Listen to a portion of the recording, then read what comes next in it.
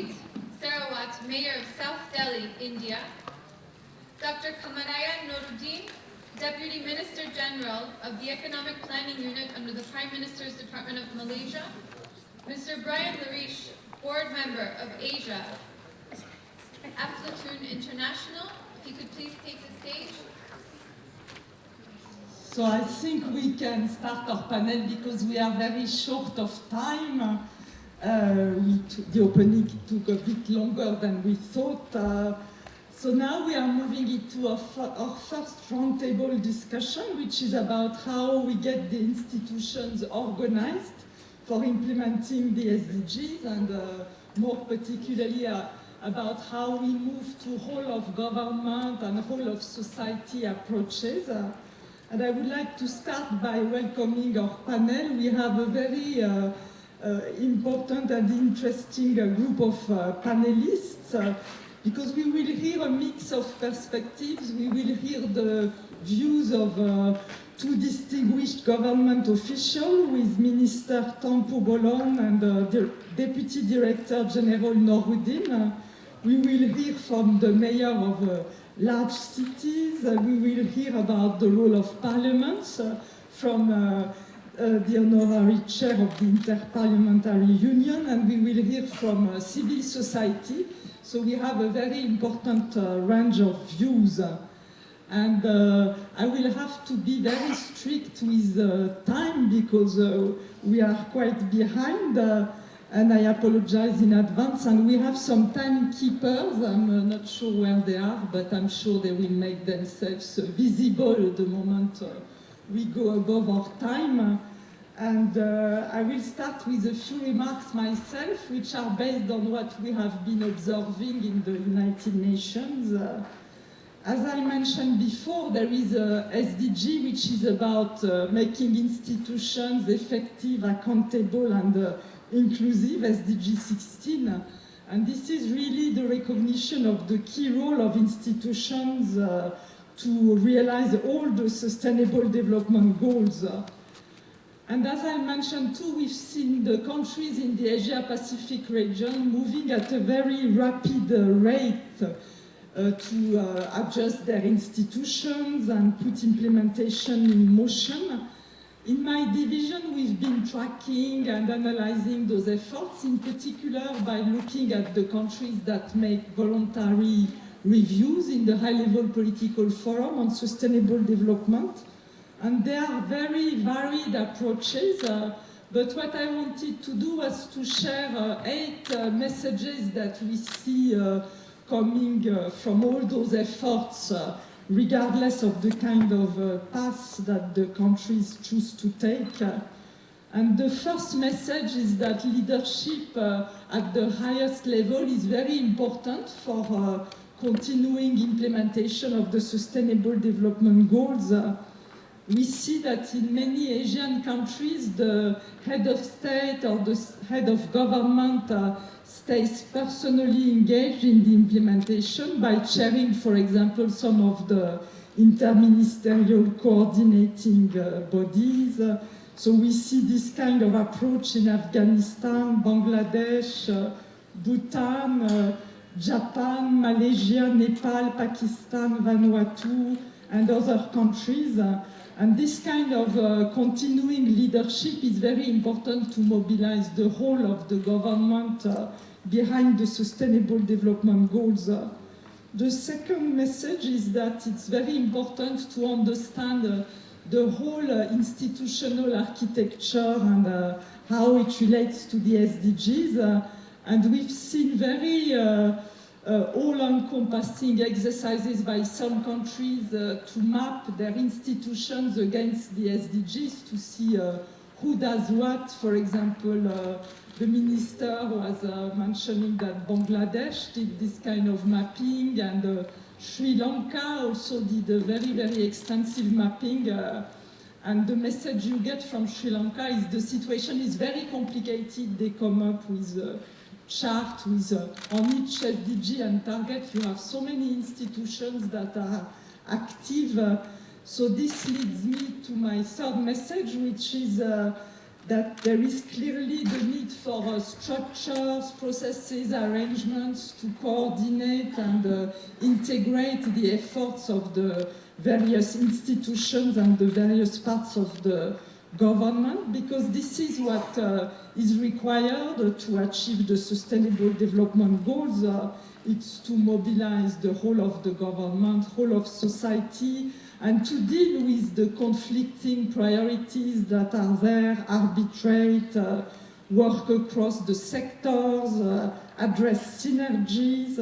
So in some countries, this responsibility to spearhead and coordinate implementation has been given to the interministerial committees. In others, it's given to given institution, and you have new committees created, others that are given new mandates. The fourth message is the importance of mobilizing the local governments to implement the SDGs, because after all, it's at the local level that many issues are addressed, public services are delivered, people are engaged. And the Committee of Experts on Public Administration has recommended that local governments adopt local agendas 2030. And actually we see some countries are doing it. There are countries also like India, where the state or provincial government has the primary responsibility for the SDGs. In Indonesia, there is a regional coordination team. And the SDGs require not that the ball is passed to the local governments, but that there is a cooperation between local and national level, and that the responsibilities are matched with resources and capacities. The fifth message is the role of the parliaments through their legislation, budget, oversight. They have a critical role in the implementation of the SDGs. And in many countries, we see the parliaments are actually seizing themselves and convene debates, create committees on the SDGs. Another community which is very active is the Supreme Audit Institutions, and we have the Supreme Audit Institution of Indonesia. At the meeting, we will hear from them. The sixth message is the need to mobilize public servants. I referred to it earlier. I can see very well now my timekeeper, actually, so I'll accelerate. And mobilizing public servants, some countries of the region are actually doing it. The seventh message is to reach not only inside but outside public institutions and to mobilize civil society and the private sector. So in some countries it's done through consultations and dedicated meetings. In other countries, like Thailand, the civil society and private sector, they are actually part of those bodies that coordinate implementation. And this seems that in the longer run, it's important indeed to kind of institutionalize participation. And the eighth message is that the SDGs actually give renewed urgency to some issues that the public administration and governance have grappled with for a long time, ethics, having an impact, professionalism, accountability. But there are also new principles that are very unique to the SDGs, such as integration of policies, leave no one behind. And this requires to develop new approaches, new ways of thinking. This is also why we will launch a process now with public administration schools to develop curriculums on the SDGs. I'm going to stop here, and from now on I will be ruthless with time management, but I would like to move on to our distinguished panel, and our first speaker is Minister Leonard Tampubolon, who is the Deputy Minister of National Development Planning of Bappenas in Indonesia. And Indonesia is very advanced in implementing the SDGs, so we very much look forward to your presentation, Mr. Minister. Yes, please.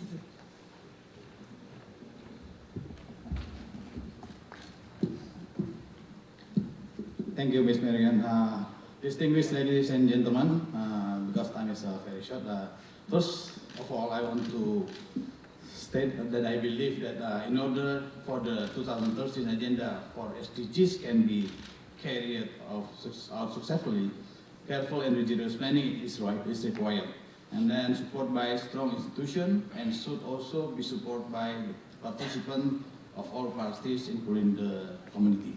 Ladies and gentlemen, on this occasion, I would like to share about the preparation of planning in Indonesia, which is expected to be very useful to achieve the targets of the agenda of 2030 SDGs. Indonesia has a planning system.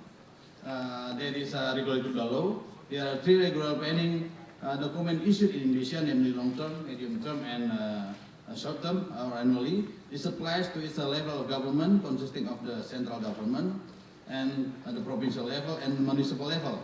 In the law, it has been established that this planning document is binding and as a reference for budgeting. In this development, the system of planning and budgeting continues to be refined and reformed. The main reform in the last few years are the integration of the routine budget and development budget. The second one, implementation of performance-based budgeting, in which all ministers have to implement the performance-based budgeting by defining clear output and outcome and accountability imposed to all levels of management. The third one is applied medium-term expenditure framework, where all ministers have to estimate the 5 years budget based on strategic plan, and the Ministry of Finance estimates the resource envelope that is necessary to support the national program. The fourth one here is the gender-responsive budgeting is also applied. In addition to the reform undertaken, it is necessary that there is a synchronization among the central government, the provincial government, and municipal government, because the development undertaken by central government is basically the activity is in the region. Thus, the development in the region is partly financed by the local government itself, but some are financed by the government at the level above. In this case, the central government has a goal to achieve the national development goal, while its local government, in addition to building the region, also still must sustain the achievement of national development goal. Therefore, in the law of the Indonesian planning system, it is mentioned that planning in Indonesia is top-down and bottom-up planning. To make this synchronization, a mechanism set up by law has been prepared. We call it Musrenbang. Musrenbang Nas is for the national level, and Musrenbang Prov is for the provincial level. Is Indonesia longest term, medium term, and annual development plan are stipulated in the law number 25 year 2004. With this Musrenbang, various aspirations of society can be poured into the development plan that will be implemented. It is in its implication, let's take the example for the Musrenbang implemented in the preparation of the government work plan annually, which is done annually. This process begins with the delivery of theme and development priorities, as well as development targets set for achievement for next year for the central government to all the region.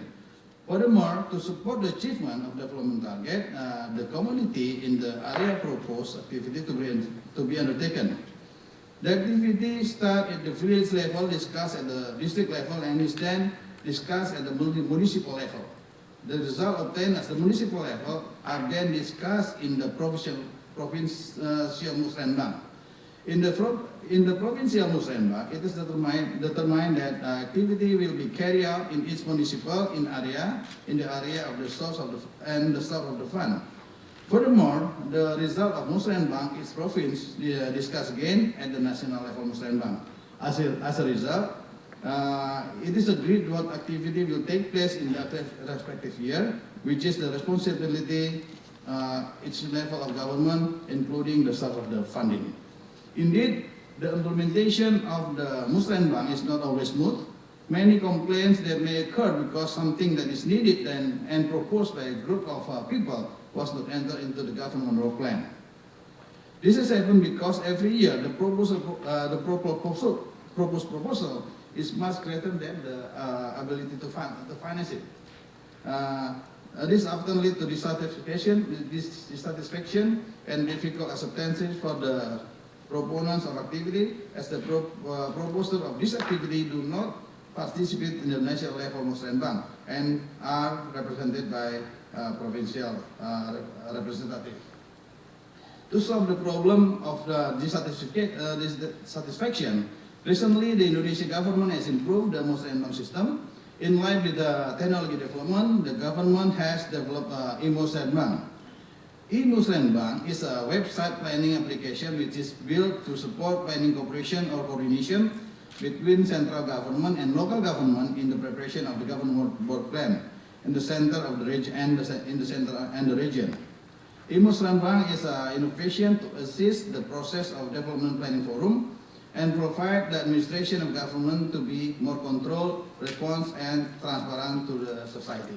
Besides the dissatisfaction, the background that makes e-musrenbang raised to the public are too many proposals mostly submitted, the printed version, and the second one, long recapitulation process, and third one is ineffective budget allocation.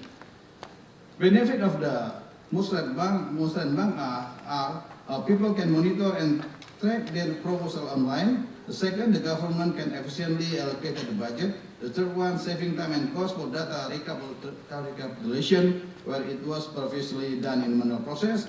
Four, accessible from any device, anywhere and anytime online. And the fifth one is it can be integrated with other information systems, such as planning application as well as monitoring and evaluation application, and this will maintaining the data consistency from planning and to realization of the development activity. I will not describe the mechanism of implementing this one in more detail because the time is very limited. However, the lesson that can be obtained from this description is that by applying the musrenbang, the Indonesian government has involved all stakeholders in the preparation of development planning.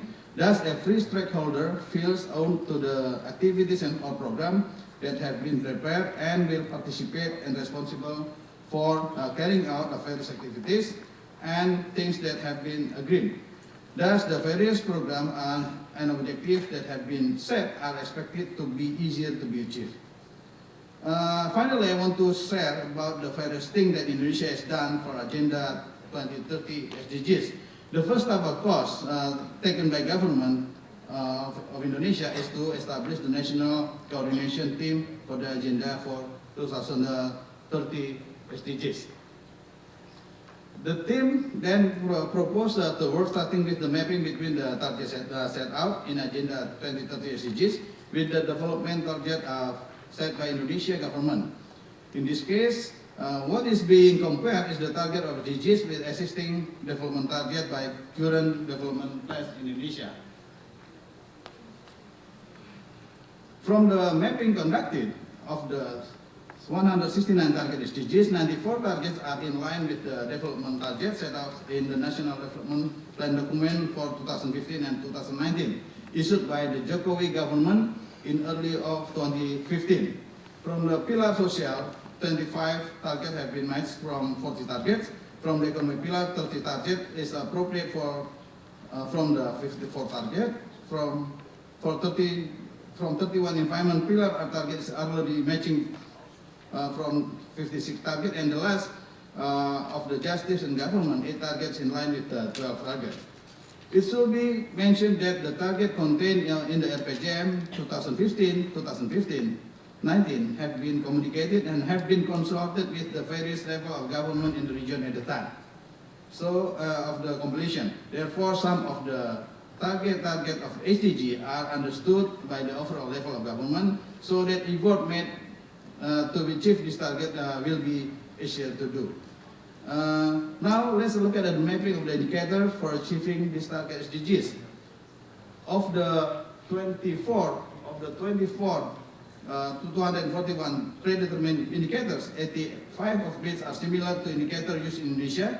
66 indicators are almost identical and can be equated with proxies.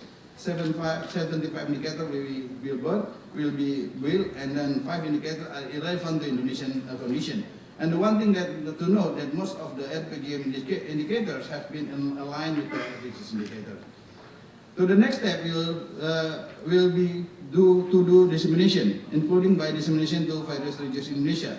Dissemination is expected not to be difficult because so far the central government and local government are familiar with consultation between the central government and local government. Later on, in terms of implementation, effort in the form of program or activity to be carried out that lead to the achievement of SDGs goal will also be consulted in the Musrembang, both for the preparation of government work plans every year, as well as for the preparation of medium-term development planning for the period in the future. Before ending the presentation, there is three things we may need to note. First, it needs clear that and binding mechanism to plan policy making, such as achieving SDG targets. And this mechanism needs to be constantly improved in accordance with the development of the situation. Secondly, facilities such as a Musrembang are not necessary, means that can be utilized to synchronize the wishes of various parties to achieve a set of the goal. The third one, the achievement of an objective such as SDG will be easier to do if there has been a clear development plan before and there is a commitment from all parties to be willing to run it. Thank you very much. Thank you, Mr. Minister, and it's a very important example of the link between the national and the local government and how complex it is, and also the dimension of involving finance institutions early on is very clear. Now I would like to give the floor to the head of the UN Project Office on Governance, Mr. Chae-Gun Chung, who will report on an exercise that we have undertaken to assess the needs in the area of the implementation of the SDGs in the region. So Chae-Gun.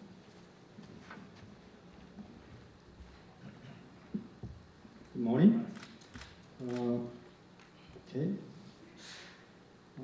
As you see, my presentation is about overview and lessons learned from the capacity assessment. I'll give you analysis of current responses and implications, and then I'll wrap up this presentation with a brief introduction of UNPOG future capacity development. The full name is pretty long. It was designed by the UNPOG, DPADM, UNDESA, and has been continuing on until now.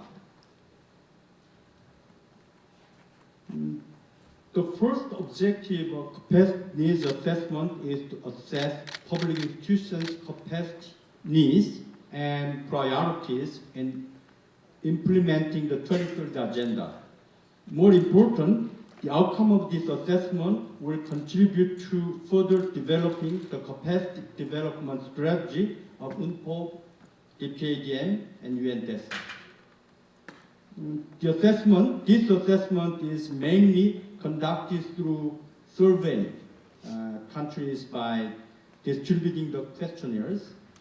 These are the 6 parts of the questionnaires, which are composed of total 36 questions.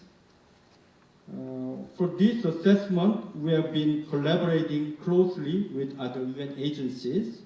For the Asia and Pacific region, the UNDP Asia Pacific Regional Hub in Bangkok, as well as many UNDP country offices, and for the Eastern Africa region, the UN Economic Commission for Africa have been providing great support.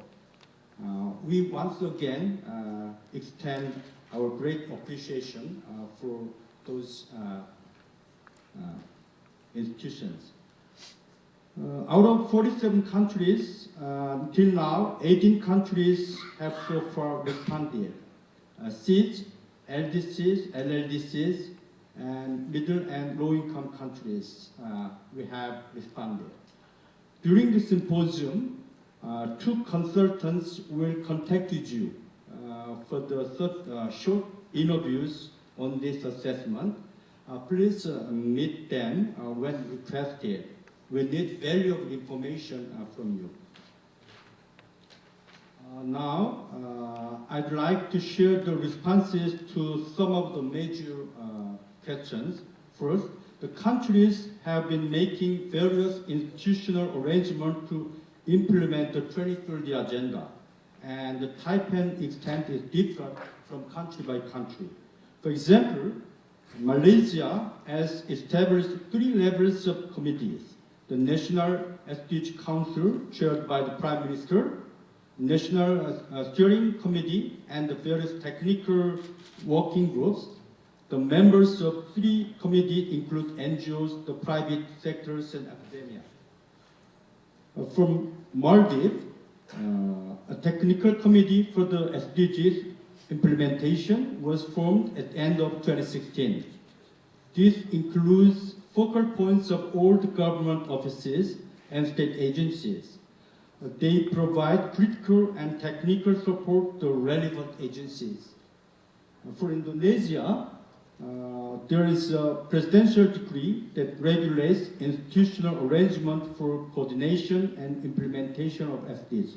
No more mention is not necessary because right before that the minister delivered in precise. Okay. Second, countries have been making efforts to integrate the Sustainable Development Goals and targets in their national development policies and strategies. For example, in Pakistan, Sustainable Development Goals have been integrated in its 3-tier development planning process. These are the Pakistan Vision 2025, its 5-year plans, and annual development plan. In Mongolia, the Mongolian Sustainable Development Vision 2030 was developed by using the Agenda 2030 as a guiding framework. Also, a legal mandate required to prepare an integrated guideline to review existing policies documents against Sustainable Development Goals. Next is about the priority areas of countries regarding institutionalization, coordination, and implementation. Countries that they need support mainly in capacity building, funding, monitoring and evaluation, technical support, and partnership to effectively implement Sustainable Development Goals. Also, countries that they need support through capacity development training and tools and knowledge exchange and learning from other countries' experiences, best practices. These responses provide very important implication for us because these show on which areas, fields, our future programs should focus. Also, there shows more specific areas, challenges and needs of countries. One of the most demanded topics include innovative public service delivery and ICTs for development. For example, some countries mentioned they need technology and skills for e-government. Another topic is the issue of climate change and disaster risk reduction, which was particularly mentioned by 6 countries as one of their great challenges and priorities in development. UNPOG's future capacity development strategy can be built on 3 foundations. First foundation is UNPOG's project document phase 2, which offers the objectives and key values of capacity development. Second one is capacity needs assessment, which leads to identifying areas topics for capacity development. Finally, UNPOG's 10-year previous experience in capacity development contribute to developing more relevant training methods. UNPOG's future capacity development strategy can be built on 3 foundations. First foundation is, I will left it.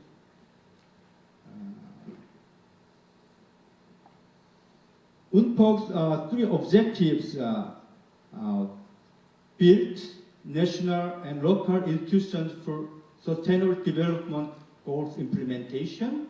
And second one is promote innovation for inclusive service delivery. And third objective is to develop open innovation system for the vulnerable.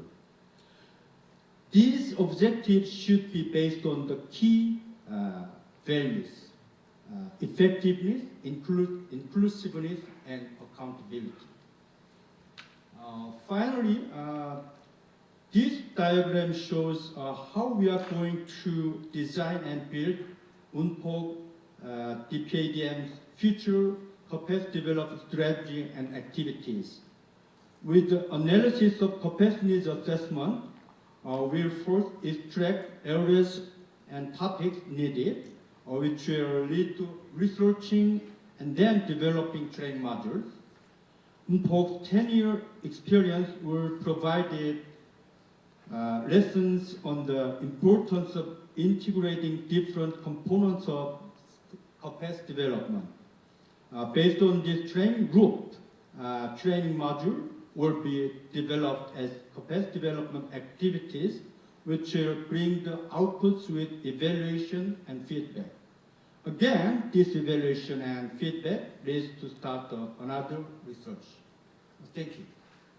Thank you, Mr. Chang, and thank you for leading this capacity needs assessment, which is quite an ambitious, wide-ranging process. And I would now like to give the floor to Mr. Saber Chaudhry, who is the honorary president of the Inter-Parliamentary Union and a member of Parliament of Bangladesh. Thank you. Thank you, Marianne, and very good morning to everyone. I do not have a PowerPoint presentation, so you can look at me and not look at the screen and distract myself all the time. Let me just start by making a few comments. The first thing is, if you're not familiar with the Inter-Parliamentary Union, it is the global organization of national parliaments. In fact, most of the member countries in Asia Pacific who are represented here probably have a parliament that belongs or is a member of the IPU. And currently we have 178 national parliaments, about 65,000 MPs, and they represent around 6.5 billion people across the world. A few quick points. First, I think, yes, we know that the SDGs are different from the MDGs because they are universal. They apply to each country of the world, they apply to each region.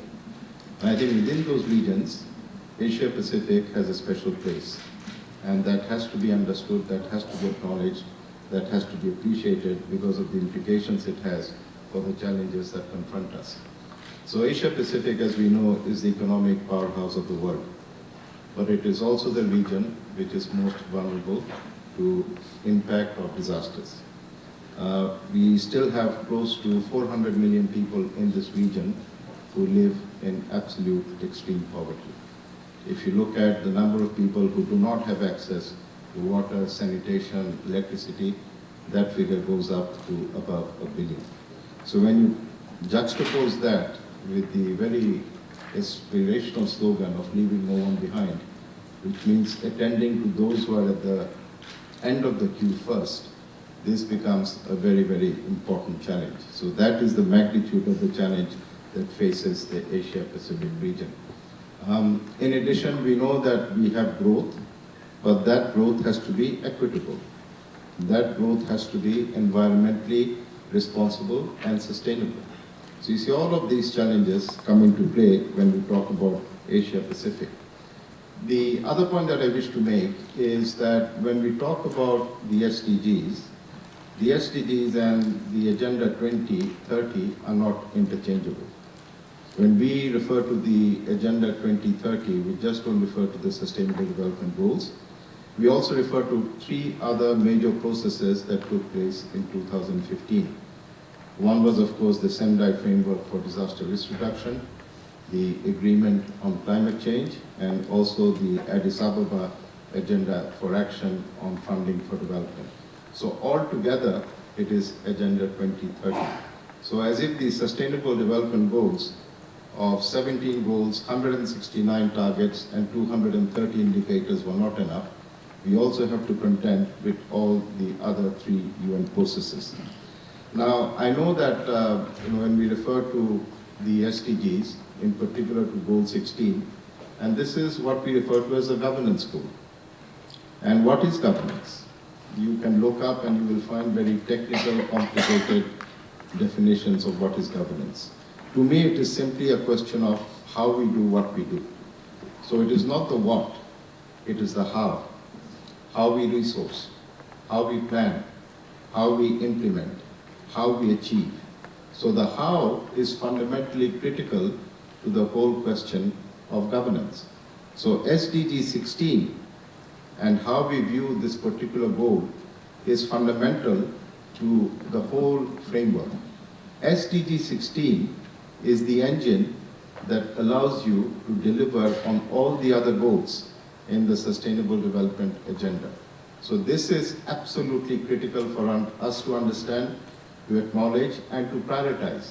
It is not just one of those boxes that you check and you say that you have done this. This is fundamental. This has to be mainstreamed into everything that we do.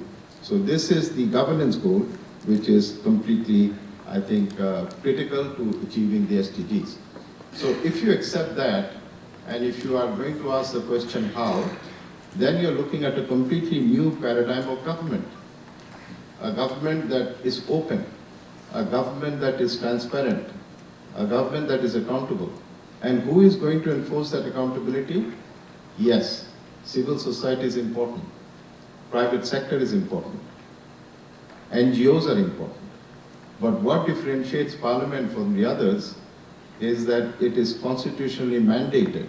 This is written in all the constitution of our countries, that they are the body which have the mandate to hold governments to account. So if you look at Agenda 2030 and what it refers to in terms of parliaments, as Marian also mentioned in her opening remarks, you have the customary roles of parliaments being acknowledged, whether it is appropriating resources through the budgetary process, whether it is enforcing accountability and oversight, whether it is making sure that the laws and legislation are in place. But I think in context of the Agenda 2030, parliaments have an even more important role.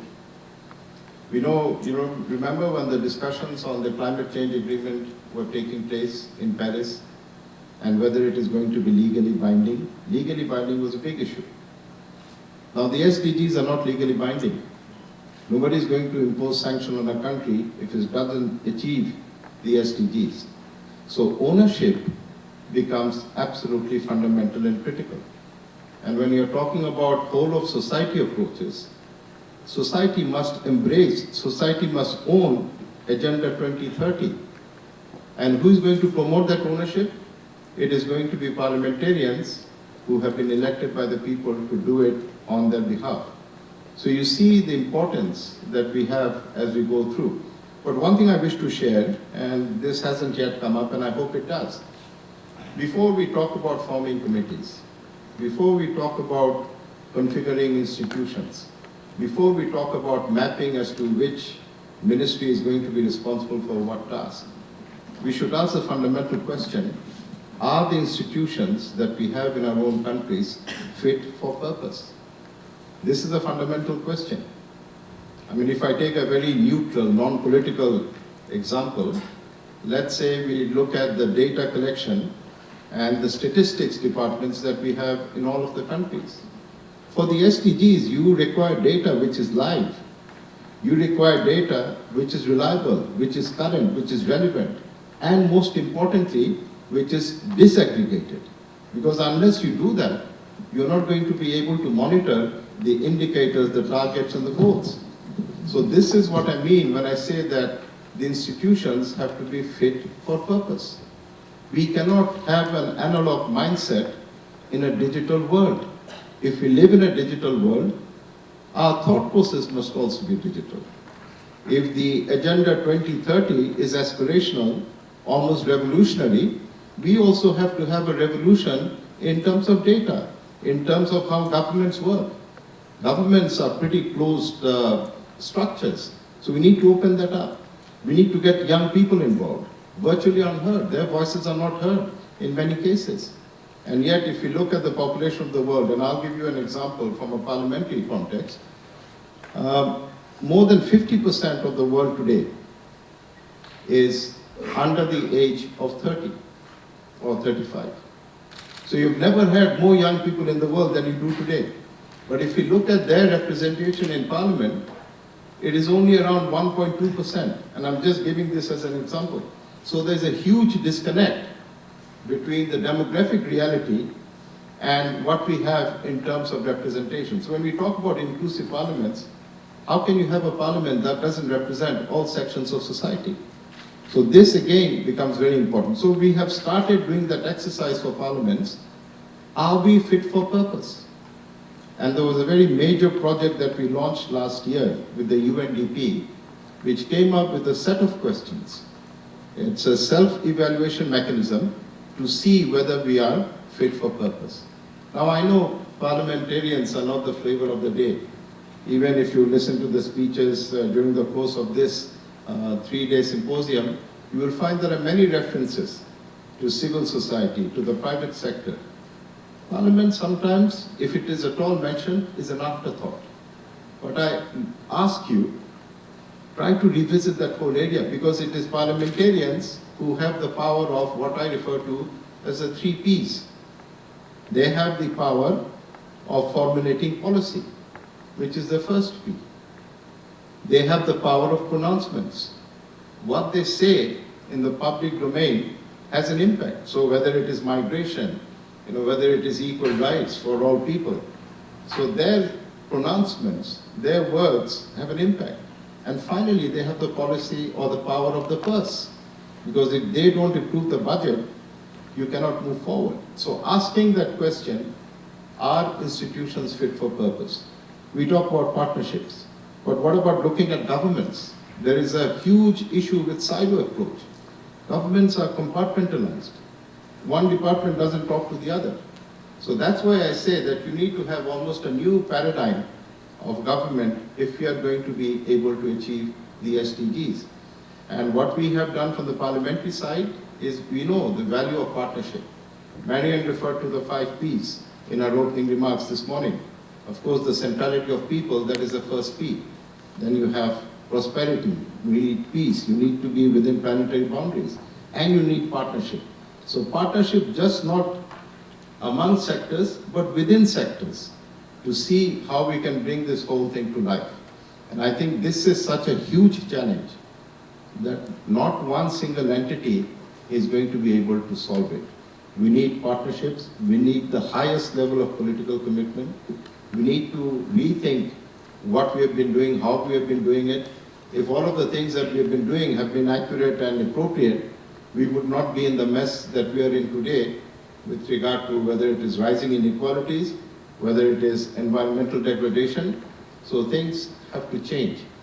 And that change has to be promoted and pushed by the people who are going to be the beneficiary of that. Now, I don't want to go over time. I just wanted to place a few facts, place a few thoughts, because I think it is sometimes important to take a step back, look at the whole thing, throw everything up in the air, and see how it falls down. Quite often, asking the right questions is more important than trying to come up with answers. Thank you very much. Thank you. You brought a lot of dimensions on the role of parliaments and elevate further the debate. Now we would like to hear from the Mayor of South Delhi in India, Honorable Kamaljit Seraval. Please, you have the floor.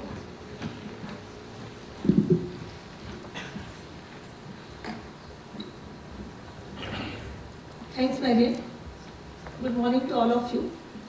First of all, thank you for having me here at the Conference of Building Effective, Inclusive and Accountable Institutions and Public Administration for advancing the 2030 Agenda for Sustainable Development. Well, before delving on my corporation hitherto work with respect to SDGs, I need to take you through our country commitment to SDGs. All 7 all 17 SDGs and their 169 odd targets are transforming the world.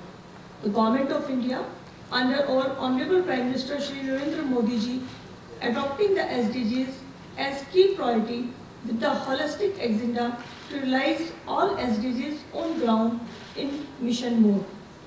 Niti Aayog, the Government of India's policy think tank, headed by Prime Minister, has been assigned to coordinate this alignment and monitor progress toward the SDGs.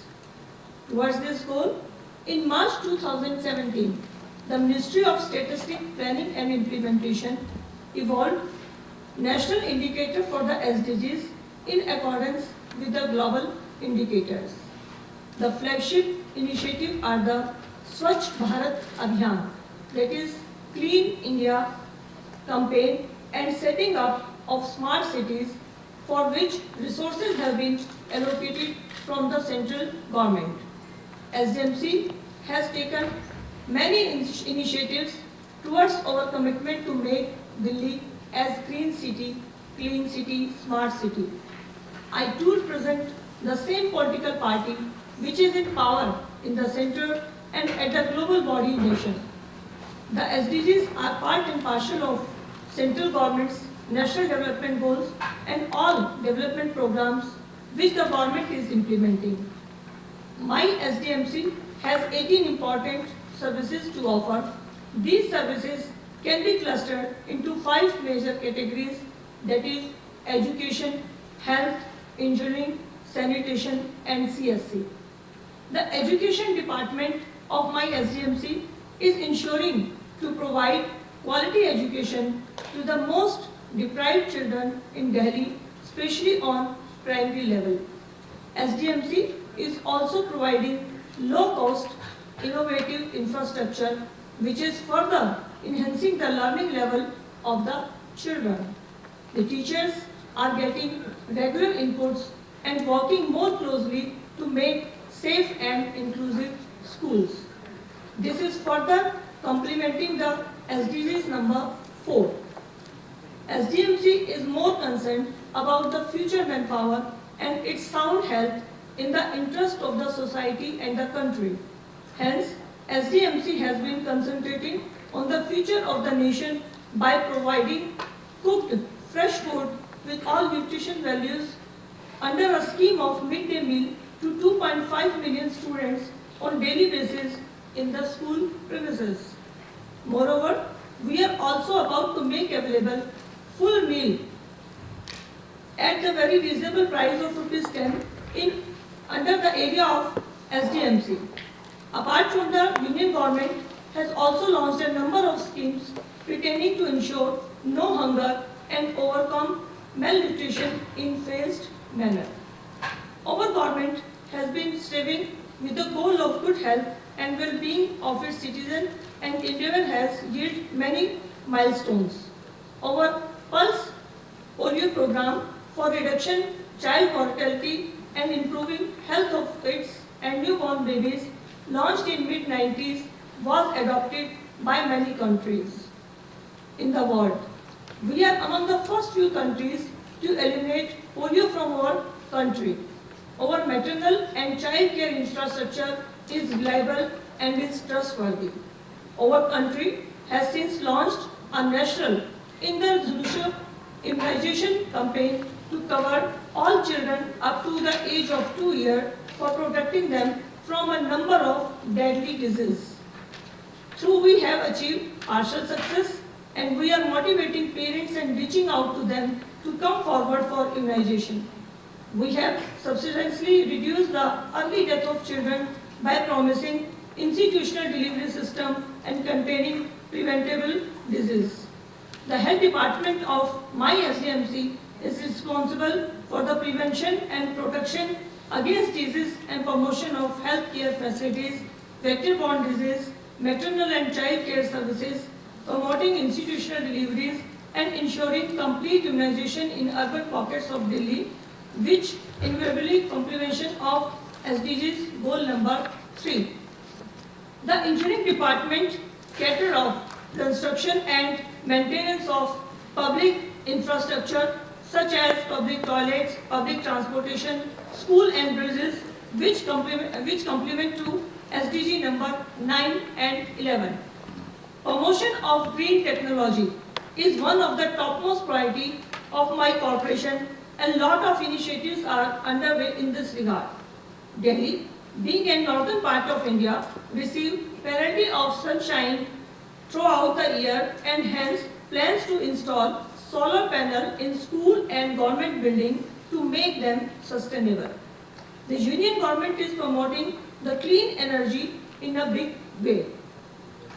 The solar and new renewable energy is being taken seriously, keeping in view the rising level of population with the generation of thermal energy and diesel generation sets. The government is increasing the uses of clean energy and other green energy by offering concession in setting up the system and the rates thereafter. The commercial vehicles in Delhi are being propelled by CNG and 10-year-old diesel operating vehicles have been banned. The National Tribute Authority (NGT) and the Environment Prevention and Control Authority (EPCA) have been working efficiently to mitigate the effects of climate change, curb population, and ensure right to breathe the citizens. Under the flagship program of Digital India, aiming transforming our nation and creating opportunities for all citizens by the harnessing digital technologies, all the government services are being made available to citizens electronically by improving infrastructure on top priority and by increasing point of online transactions across the country. SDMC have been made many services online to make the system efficient and transparent. About the role of participation of citizens in SDMC towards the SDGs, it is crucial that people are mobilizing and made aware of the state of the city and how they can contribute in making Delhi more sustainable. For example, Swachhta app, a cleanliness app through which citizens can take photo of the garbage or litter in their area and post it on the app. The picture will be automatically forwarded to the concerned zone in which the incident has happened and action will be taken immediately to address it. So far, about 98% of the complaints with respect to SDMC area posted on the app have been resolved. Efforts have been made by the school children in order to sensitize them, and saplings have been distributed to them to plant these to their homes. Toilets in petrol pump have been made functional and free access to them by the citizen has been ordered so that drivers on the road can stop, buy and use facility free of cost.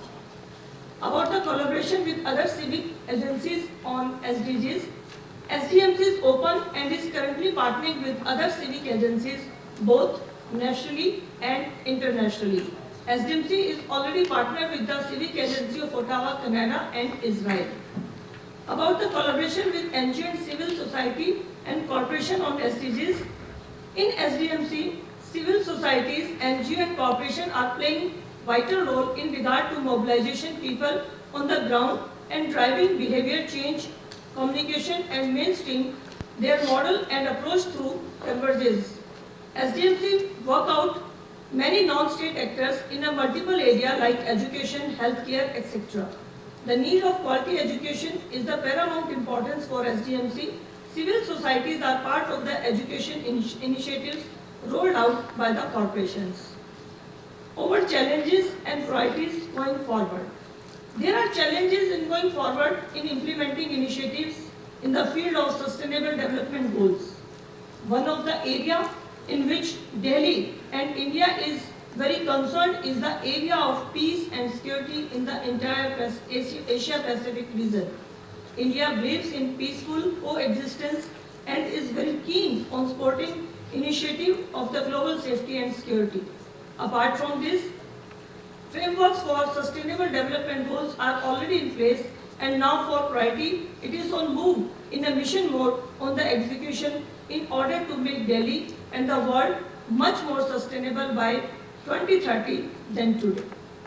I would like to conclude with the Sanskrit sloka from our ancient Upanishad in Sanskrit, which speaks of well-being, peace and prosperity of entire humanity in the world, and that is Sarve Bhavantu Sukhina, Sarve Santu Niramaya, Sarve Bhadani Pashyantu, Ma Kashyati Dubha Bhavate. Good. Thank you to all of you. Jai Hind, Jai Bharat. Thank you, Madam Mayor, and thank you for reminding us, yes, of the role of cities also in things just as important as the well-being of children. Now we are going to hear from Deputy Director General Noureddin, who is the Deputy Director General in the Economic Planning Unit in the Prime Minister's Department of Malaysia.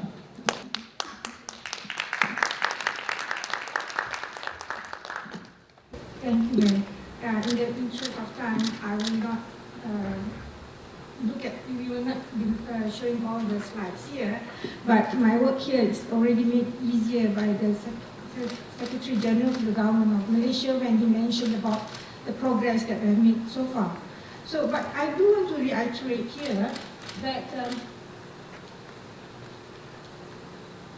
I do want to reiterate here our journey to in achieving SDG has been made a lot earlier. Particularly, we have the new economic policy in the 1970s, whereby the new economic policy introduced programs and also policies to eradicate poverty and restructure societal imbalance, and all the subsequent 5-year Malaysia plan underscore the elements of sustainable development because it encompasses goals whereby eradicate poverty, growth with equity and distribution, access to education, healthcare services, and mainstream economic environmental conservation. So the new economic model introduced in 2009 in a way further cemented Malaysia's commitment to sustainable development based on high income, inclusivity, and also sustainability. So all in all, when we look at the sustainable development goals of social environment and economy, this complement or it resonates with our Develop Malaysia plan. Particularly now, 11th Malaysia plan, we're moving on to 11th Malaysia plan, where the theme of development is anchoring growth on people. So here we regard people being the centerpiece of all development efforts and to ensure that no one is left behind.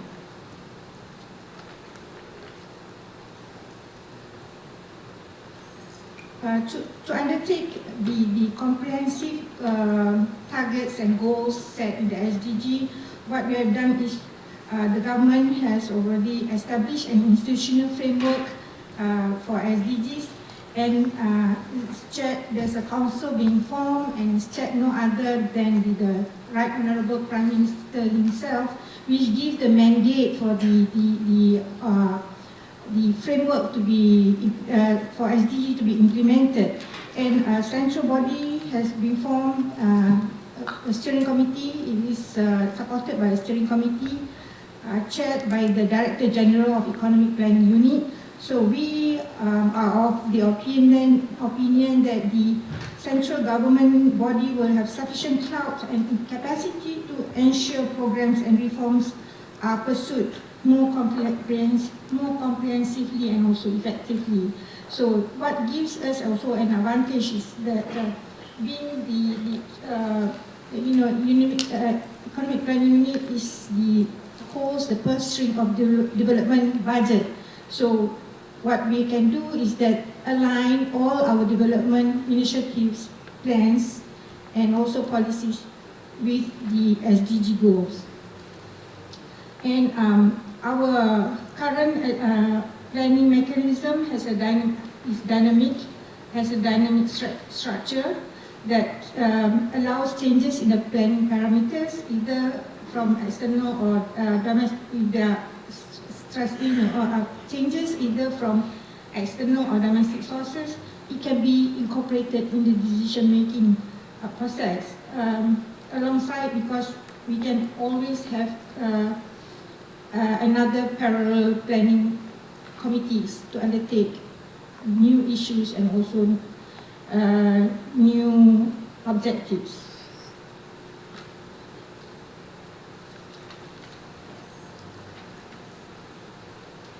So what have we done so far? We have already formulated roadmap for SDG.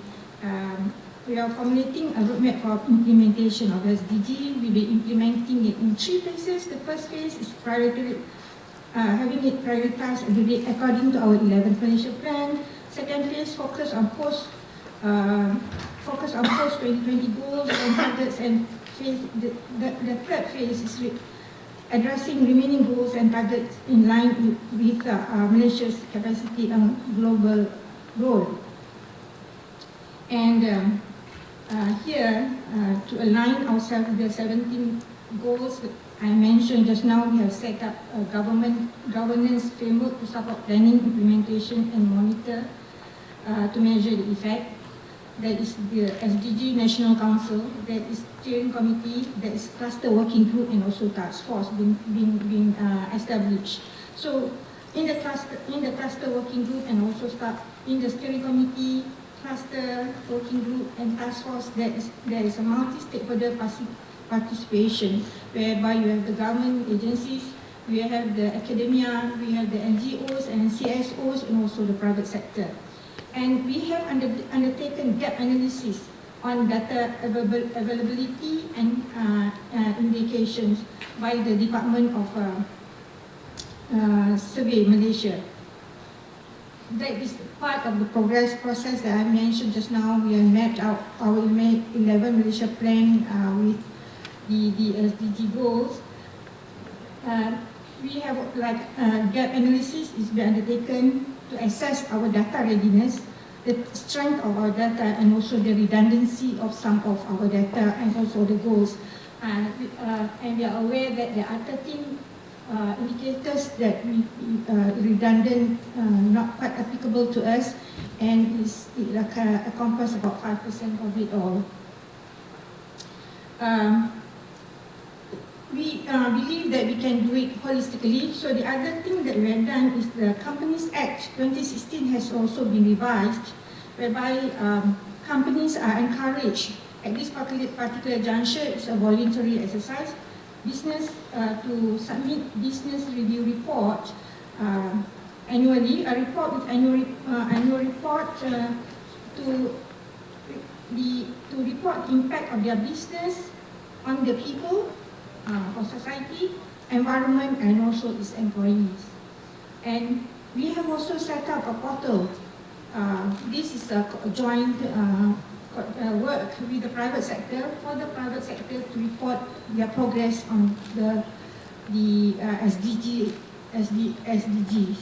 So at least from there, with the portal, we can look at the contribution that the private sector has made, and also the gaps, if there are any, and also this can also be a good source of data for us at the planning level. Advocacy work at the grassroots levels is an ongoing exercise. National level symposiums, I mentioned mapping exercise just now, and also now we are in the final stages of preparing the SDG roadmap, which will be implemented from 2016 until 2020. This is a part of the just now I mentioned earlier, part of the challenges, opportunities, funding for SDGs. This is one of the challenges for everybody, like any other nation. Funding is important here, but we are fortunate in a sense in Malaysia that because it's driven by a central agency, the funds can be channeled to the ministries and agencies, and also to the NGOs, which are aligned to the SDG goals and also aligned to the national goals. So it's easier because we can avoid redundancy, and also competition here, and there is better coordination and collaboration, and also be clarity for support from the government. Moving forward, like everybody else mentioned, there is a great need for us to work together, as a partnership between the government, the NGOs, the CSOs, and private sector academia. With the private sector, it's very important for us to work together with them because 68% of of investment in Malaysia are from the private sector, and they give the employment of 89% are created by the private sector, and we need to sit. It's a work in progress with the private sector to identify the ways they can contribute beyond CSR, because the contribution from the private sector is really important here, and also the NGOs and the CSOs, because these are the organizations that can address pockets of poverty or pockets that we may have left. I would say we may have left them out, but that is not reached by the government machinery, and this is the reason why collaboration with CSOs and NGOs is very important. So the way forward, strengthening collaboration between stakeholder, government funding for SDG-related activities, and NGOs, and also the academia, like I mentioned here. The Chief Secretary to the government did mention that about National Blue Ocean Strategy, such as working together. In the past, that the military and the police were not, not sharing assets, but now they are sharing assets, and we can mobilize them, reduce and cut costs. And like Malaysia, we are not at war, for instance. We can also mobilize the army to help address. They help with the construction of infrastructure in Malaysia, particularly in rural areas. Help out during emergency times, for instance, in case of flood. And look at other forms of funding, also crowdfunding, instead of just dependent on the government, looking at crowdfunding. And this was realized when we had our earthquake recently in Sabah. The community came and contributed. Localizing SDGs at sub-national levels by replicating the national multi-stakeholder governance structure at state levels. This is something we are doing now, and it's work in progress. Domestic resources mobilization, existing government budgets and mechanisms, we're using that. CSR programs, enhanced CSR programs, and looking at financial institutions to come forward and contribute more. And data sharing among various stakeholders, strengthening data readiness and filling in data gaps. Private sectors, I mentioned private sector SDG portal, and also voluntary business review report. This is something we are really looking forward to, and expecting international cooperation in terms of expertise and resources. And on that note, I thank you for your time, and also for giving me an ear. Thank you. Thank you, Madam. Now we will move to our speaker from civil society, Mr. Brian Larish, who is a board member of Aflatun International for Asia. Thank you, sir.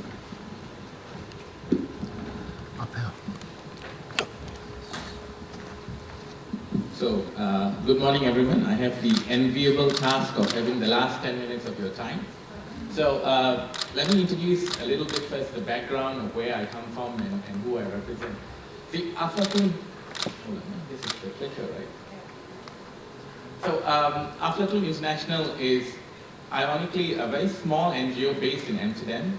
We have the Queen of Holland as our patron, and basically we provide financial literacy for children, which starts at the age of 3. We have 3 programs, Aflatot for kindergarten, Aflatun for primary school, and Aflateen for secondary.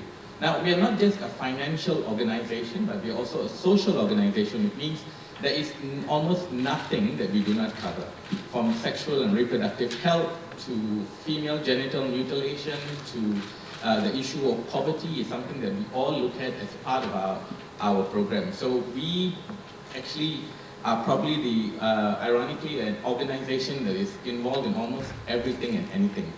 Having said that, we realize our limitations and we know what we do. So let me go a little bit further with that. As you can see, by the way, the slides I hope can be made available to you. If not, you can contact me and I will share the slides with you. There's nothing to copy. We are very proud that we have provided and developed curriculum that starts from the age of 3 right to the age of 18, and now we're going on to what is called Aflateen Plus to go into the university level. So we believe that the SDGs are very closely linked to this, and it's our job to help offer the technical expertise in many ways to deal with the issues that many of you are facing when you talk about the SDGs. Yeah?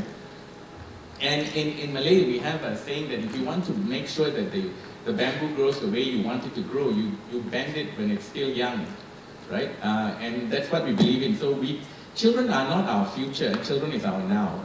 So if you don't invest in them now, the problems that you will face, and it's going to cost you much more, will arise later on. So you might as well deal with it now and not look at the whole concept that they are our future, they are our now. So deal with them as it is before it's too late, yeah? So, like I said, one secretariat, I must tell you, we are in approximately 109 countries presently. We have a secretariat of less than 20 people. Right? So, in itself, the idea of efficiency and how we work, I think, is quite impressive. It's a movement. It's much more than just the idea of providing financial and social education, right? At this point in time, we have 4.5 million children that we reach out to, of which more than 60% is in Asia. India, China, Bangladesh, BRAC is one of our major partners. Indonesia, we are signing an MOU with your Indonesian government to do kindergarten, what you call it, education. And Sri Lanka, our main partners, but of course Malaysia also is part of the Aflateen network, right? So you can see we are very active learning. I think our key strength is not that we provide the curriculum, but more importantly, we provide the methodology. How do you actually implement the program rather than giving you a framework that is very academic and very theoretical? We are extremely practical, right? These are some of our organizations that we work with. You can see we are currently in discussions with 30 governments to once and for all, instead of taking the idea of financial and social enterprise and literacy outside but putting it straight into the curriculum, why have a double, it just ends up, almost everything that we do is ultimately passed to the teacher to be the burden. It's their burden to implement anti-bullying, cyber crime, you name it, a teacher has to do it. So if we try and put it into the curriculum and we change the paradigm, in Asia, we still unfortunately talk about facilitation, but we teach. We tell our children we need to facilitate, education should be child-centric, but up to today, we still tell it is a top-down methodology. Aflateen is completely different. We offer a child-centric education program. We make the teacher not a teacher anymore, but a facilitator, and that is what Industry 4.0 is all about. Making the child a critical and creative thinker, right?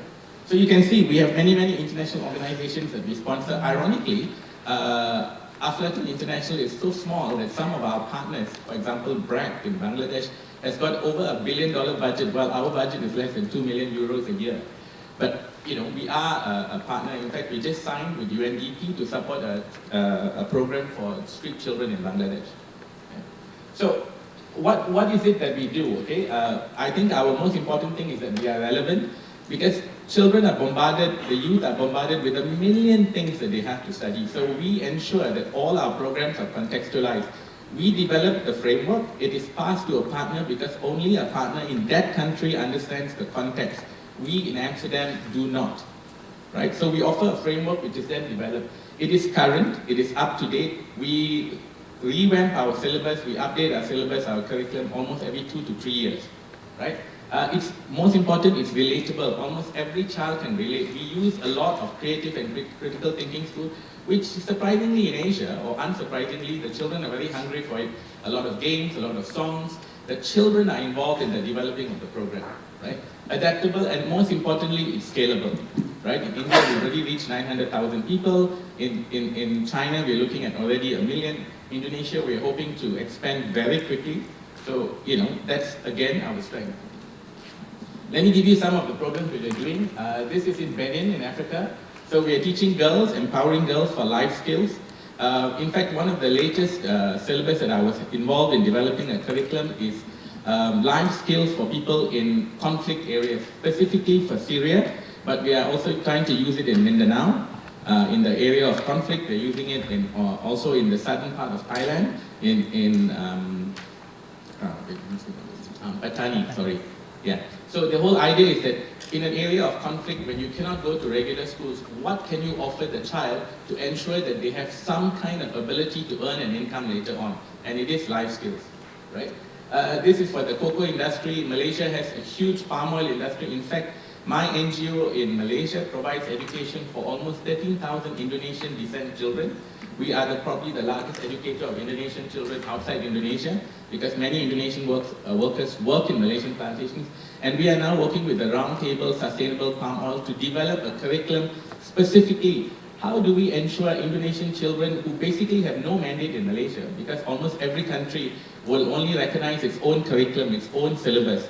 So how do you give the child an option to go back to their home country, at the same time maintain the sovereignty of our own Malaysian, Malaysian sovereignty? So we have to look at these kind of things, right? Global citizenship in Holland. So again, the program is not just for developing countries, it's also for developed countries. It can be adapted for urban, rural populations. In Malaysia, we have, as much as we are a higher middle income country, we also have pockets of poverty. We have areas of income which is extremely high, yet this is adaptable for all those areas, right? We even managed to do a small program in Singapore. Egypt civic engagement, the idea of the Arab Spring, after that what happened, how can we engage children in this kind of issues, right? One of our partners here, Sylvia from NATCO, which is one of our, in fact I forgot to mention, Philippines is one of our biggest partners also for Aflatun. They have already integrated this into the national curriculum, right? Speak to Sylvia, she's sitting at the back later on during the break. It's amazing what they've done. They've done some amazing programs from start to finish. So besides Bangladesh, Philippines will be one country that has implemented this extremely well. It is more fun in the Philippines after all. Yeah?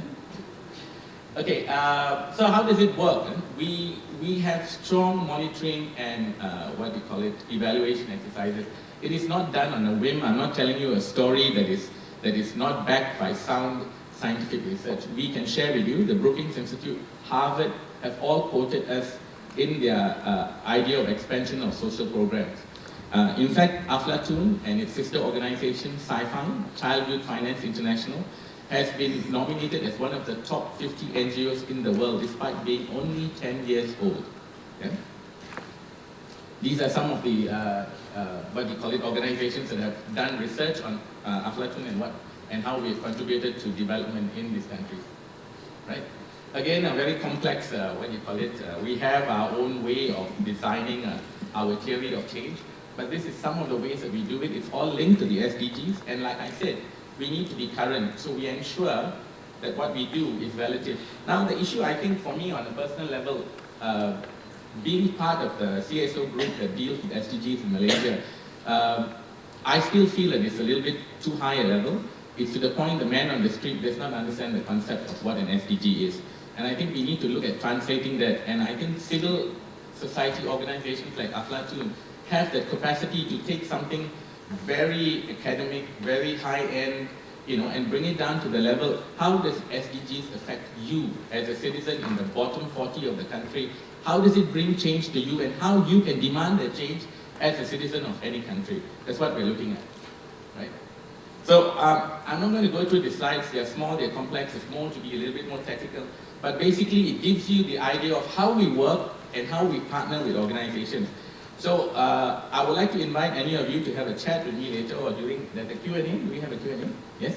If you have any further ways that I can elaborate what we do, and I will try and do that. So the way our programs work is facilitated, not taught. Number one, I want to emphasize that we do not teach anyone, we facilitate.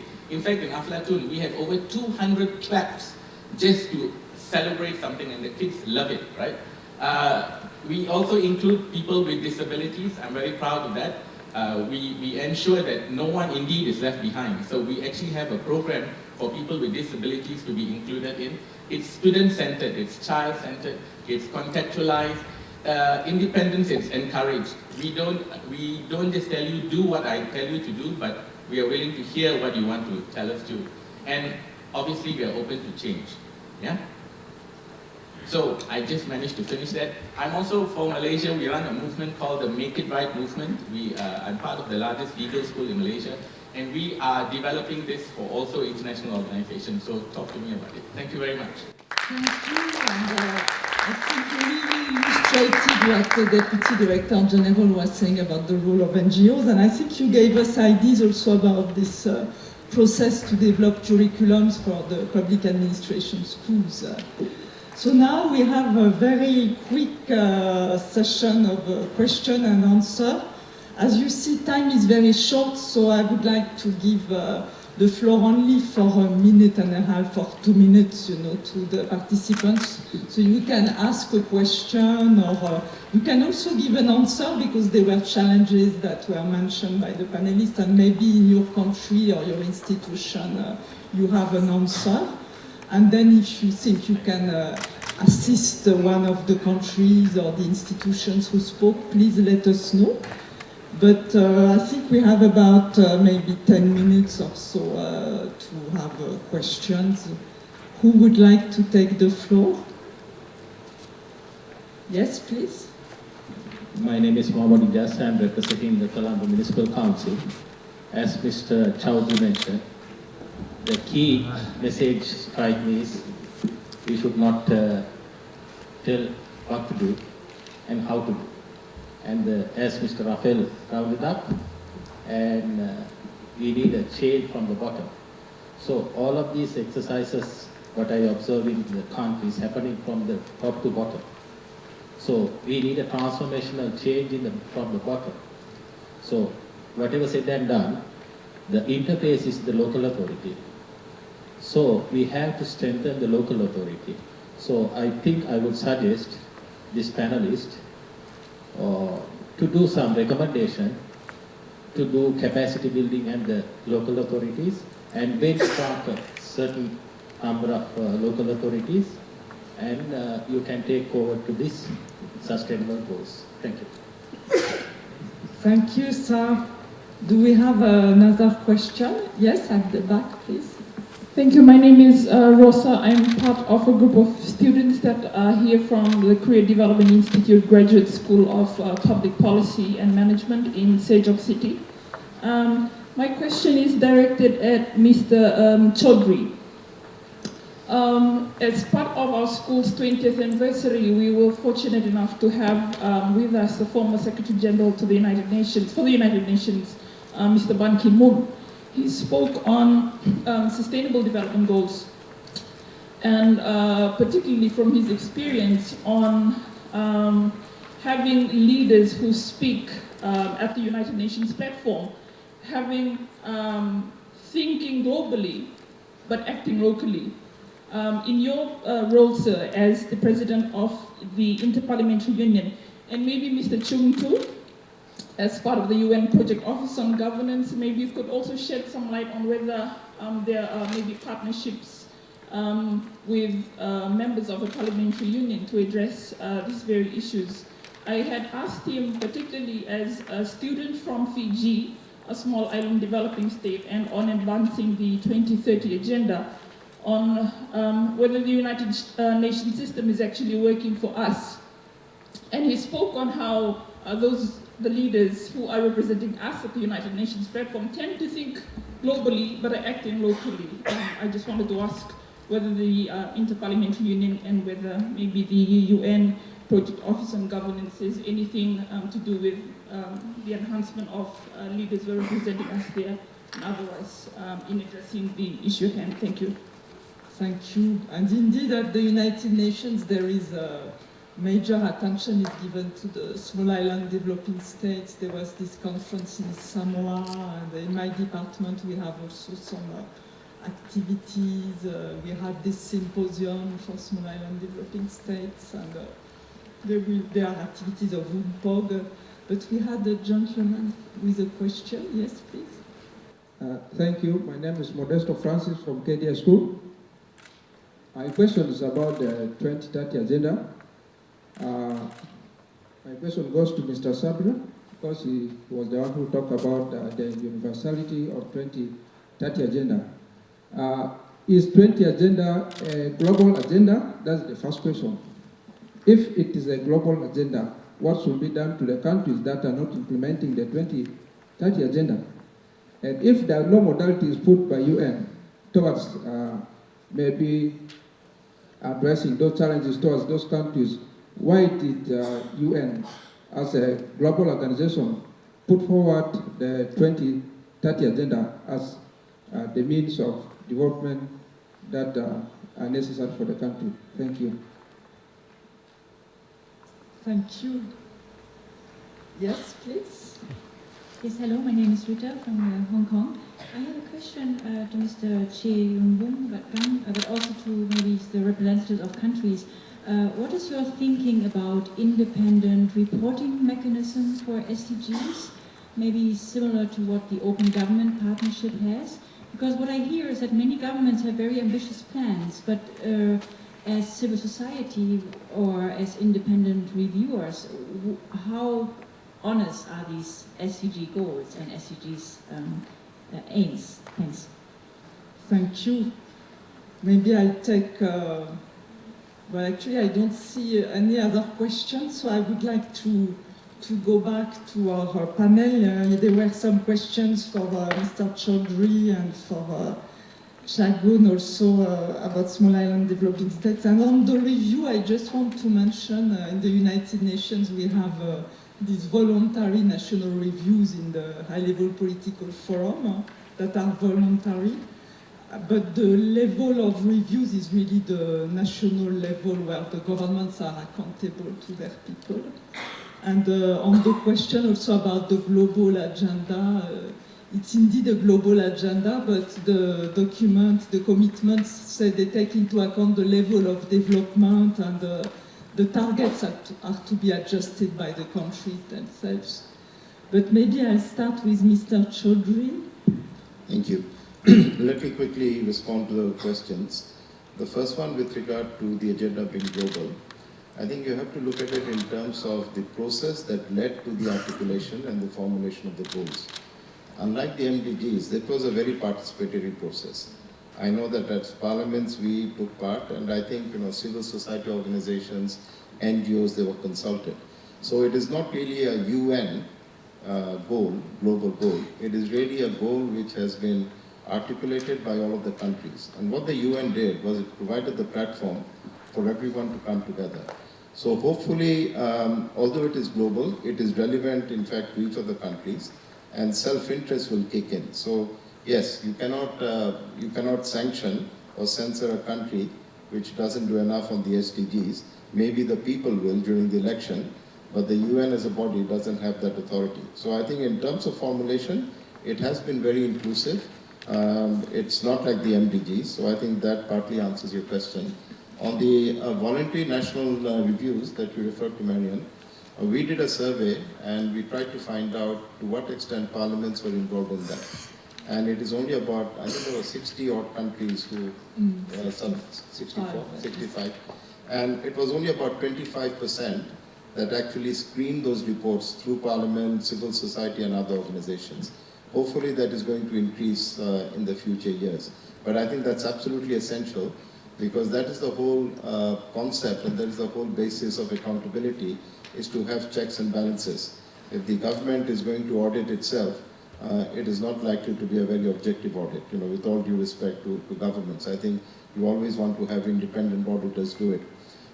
The question on Fiji, Dr. Luveni, who is the Honorable Speaker of the Parliament of Fiji, someone that I've worked with very closely, she is in fact very keen to get young people, students, and in fact Fiji Parliament is one of the parliaments who have taken up the self-assessment toolkit that I referred to. So I think yes, that is absolutely right, but what we have to look at is not just having young people represent their countries and the societies at the UN. It is really to bring young people into the mainstream of politics in each of the countries. I think that's where you have to look at it. And as my colleague mentioned, I think we also see young people not as potential leaders of the future, but they're really leaders of today.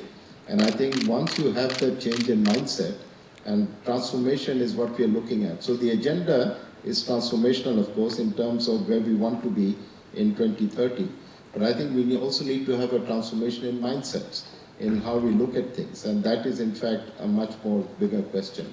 And finally, to my friend from Sri Lanka, yes, I think, as we are looking at the world today, the challenge is really connecting the local to the national, to the regional, and then to the global. And that's where you start off, at the local level. So empowerment of local bodies ultimately is really empowerment of citizens. And I think once you get the citizens empowered, once they see the SDG and Agenda 2030 not as a distant instrument that's been signed in New York, but something that is directly relevant to their lives, that is going to change their quality of life, I think that's when change starts to happen. And this has to be communicated, so we have to inspire people, we have to empower people, and the local authorities have a very important role here. Thank you. Thank you. Mr. Chang, would you like to quickly respond? And then we will go to see if some of our other panelists have a last point to make. From the floor, I think localizing SDGs is emphasized, and also the open government partnership is emphasized for the SDG implementation. Yes, we should set up the governance, both local level for the SDG implementation. But usually, we think, when we think about governance, the government and NGO and private sector and other public sectors, there are so many governance actors in our society. Then usually thinking, when we set up the democratic and participatory governance, then people think, oh, the government role is too big, so reduce the government role and increase other governance actors' role. But I don't think so. I think different, because still government is one of the most important actors in governance system, because government has the budget, government has personnel, government has the regulation and laws, so still government is important.